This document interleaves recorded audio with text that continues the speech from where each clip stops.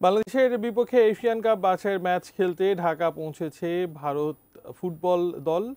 হযরত শাহজালাল বিমানবন্দরেও তারা এই মুহূর্তে অতিক্রম করছেন। আমরা সরাসরি এই মুহূর্তে দেখছেন পর্দাতে ভারতীয় ফুটবল দল বাংলাদেশে প্রবেশ করছে এবং এ সম্পর্কিত বিস্তারিত আমরা তো আপনাদেরকে জানাবই। আর এই মুহূর্তে আপনারা দেখছেন যে ইমিগ্রেশন পার হয়ে ভারতীয় ফুটবল দল বাংলাদেশ বিমানবন্দর অতিক্রম করছেন। বেশ বড় একটি সফরকারী দল আমরা দেখতে পাচ্ছি। খেলোয়াড়দের সাথে পাশাপাশি টিম ম্যানেজমেন্টের অন্যান্যরাও যুক্ত হয়েছেন। সকলেই একই ফ্লাইটে আজ শাহজালাল বিমানবন্দরে কিছুক্ষণ আগে অবতরণ করেন। ইমিগ্রেশন শেষ করে শাহজালাল বিমানবন্দর তারা পার করছেন।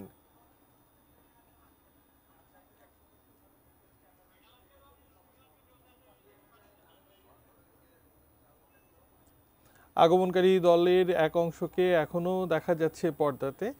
বেশ বড় একটি দল এসেছে। আগামী 17 থেকে 24 নভেম্বর ঢাকার মিরপুর শহীদ সোহরাওয়ার্দী ইনডোর স্টেডিয়ামে অনুষ্ঠিত হবে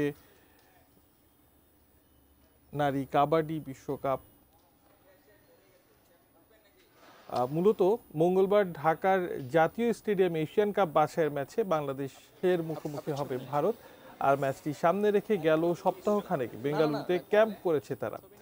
দেশ ছাড়ার আগে এই ম্যাচের জন্য 23 সদস্যের দল ঘোষণা করে সর্বভারতীয় ফুটবল ফেডারেশন AIFF। স্কোয়াডে আছেন অস্ট্রেলিয়ান প্রবাসী ফুটবলার রায়ান উইলিয়ামস। আগামী 17 নভেম্বরের মধ্যে অনাপত্তিপত্র পেলে ঢাকার মাঠেই দেখা যেতে পারে তাকে। আর বাছাই পেরিয়ে অবশ্য মূল পর্বে খেলার সম্ভাবনা নেই ভারত বা বাংলাদেশের। 4 ম্যাচ খেলে দুই দলই পেয়েছে মাত্র 2টি করে পয়েন্ট। গোল ব্যবধানে পিছিয়ে থাকায় সি গ্রুপের পয়েন্ট টেবিলে সবার নিচে ভারত, বাংলাদেশ রয়েছে টেবিলের 3-এ।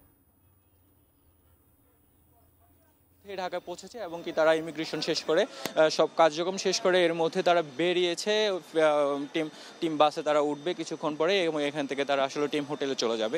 এই ম্যাচটা আসলে দু দলের জন্য আসলে খুব একটা গুরুত্বপূর্ণ নয়, এই জন্য যে AFC এশিয়ান কাপ বাছাই আসলে দু দলেরই এখন পর্যন্ত পারফরমেন্স বরাবরই মিশ্র পারফরমেন্স দেখিয়েছে। দু দলই আসলে থেকে ছিটকে গেছে সেটাও বলা চলে।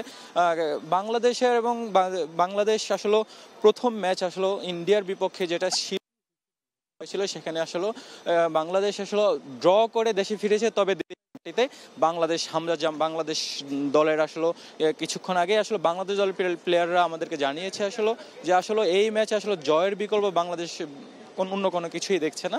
শেষ পর্যন্ত আসলে বাংলাদেশ আসলে কি জয়টা ছিনিয়ে আনতে পারে কিনা আসলে সেটার জন্যই এখন আমাদের আসলে সবার অপেক্ষা। যদিও ইন্ডিয়া টিম এই ম্যাচটা আসলে খুব একটা গুরুত্বপূর্ণ না, কিন্তু তারপরেও ধরে নিয়েছে আসলে এটা অনেকটা মর্যাদার লড়াই। সেজন্যই ইন্ডিয়া 45 সদস্যের আসলে বিশাল এক বহর নিয়ে বাংলাদেশে পা রেখেছে।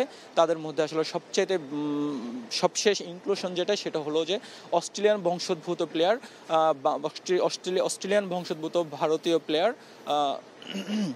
ভারতীয় বংশোদ্ভূত অস্ট্রেলিয়ায় বেড়ে ওঠা আসলে রায়ান উইলিয়ামস এরই মধ্যে তাদের এই 23 সদস্যের দলের মধ্যে সংযুক্ত হয়েছে।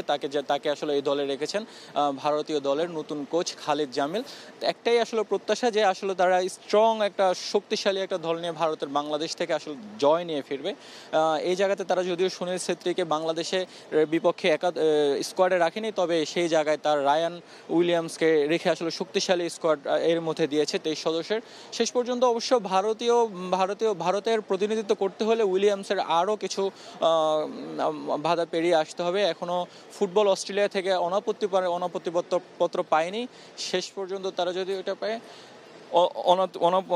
অস্ট্রেলিয়া ফুটবলের অনাপত্তির পর আসলে ICC বা ফিফা এবং কি AFC থেকেও আসলে অনুমোদন পেতে হবে। এরপরে